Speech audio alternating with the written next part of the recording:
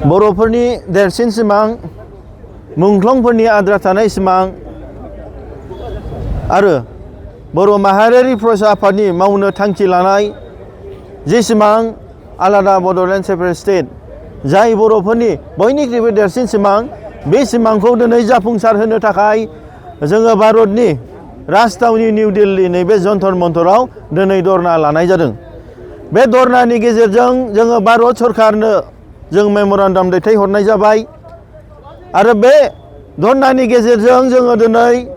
आलादा रायजो नांगौ होननानै उदां अख्राङावहाय जों बड'लेण्ड सेपारेट स्टेट नांगौ होननानै आरो आसाम डिभाइड आसाम 50-50 होननानै दिनै जों अख्रां गंसे रिंसार होनानै दिनैनि बे जन्तर मन्तराव जोंनि दिनैनि बे धरनाखौ लानाय जादों। बे धरनानि गेजेरजों जोंनि बर' माहारियारि फरायसा आफादखौ दिनै जगदान होनो एबा सापर्ट खालामनो थाखाय जोंहा दिनै अल टिवा स्टुडेन्टस इउनियननि मानगोनां आफादगिरिजों लोगोसे दैदेनगिरि बिथांमोनाबो सफैनो हादों आरो बेजों लोगोसे गार' स्टुडेन्टस इउनियननि दैदेनगिरि बिथांमोनाबो सफैनो हादों आरो अल राभा स्टुडेन्टस इउनियननि दैदेनगिरि बिथांमोनाबो दिनै सफैनो हादों आरो बे हाबाफारिनि गेजेरजों जोङो दिनै गिबिसिनावनो बर'फोरनो उदां बड'लेण्ड नांगौ जाय बड'लेण्डखौहाय साफ्रोमबो बर' रायजो राजा बिथांमोनानो दिनै हास्थायो आरो जाय बड'लेण्डआनो बयबो बर' हारिनिनो देरसिन सिमां बेखौ जों गिबियावनो दाबि खालामदों आरो बेजों लोगोसे कार्बि आंलं आरो दिमा हासावआव थानाय हाजोआव थानाय बर'फोरखौ ST दैखांनांगौ होननानै जों दाबि खालामदों आरो बेजों लोगोसे जोंनो बर'फोरनो आलादा दिनै रेजिमेन्ट नांगौ होननानै भारत सरकारनो जों दैथायहरदों आरो बेजों लोगोसे जोंनि दा आसामाव सोलिबाय थानाय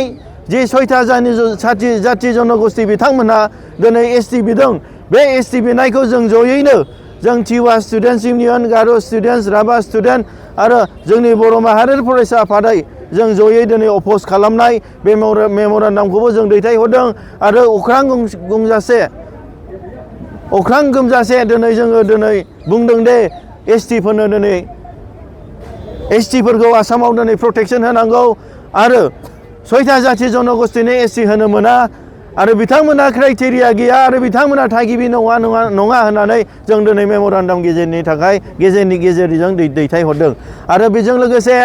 जोंनाव बर'फोरनो आसामाव आलादा रायजो होनायजों लोगोसे संकसनिफ्राय सदिया बुरलुंबुथुरनि साहा बेजों लोगोसे गुबुन ट्राइबेल्सफोरनो जि अट'नमास काउन्सिल दं बिथांमोननोबो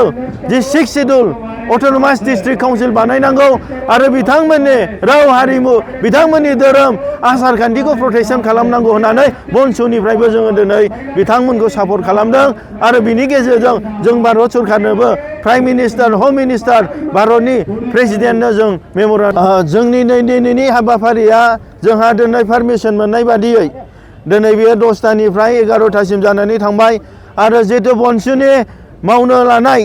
जाय 2022नि 7 तारिख फेब्रुवारियावहाय बै क'क्राझार नोगोराव थानाय जाय मुंख्लंफोरनि जिरायसालि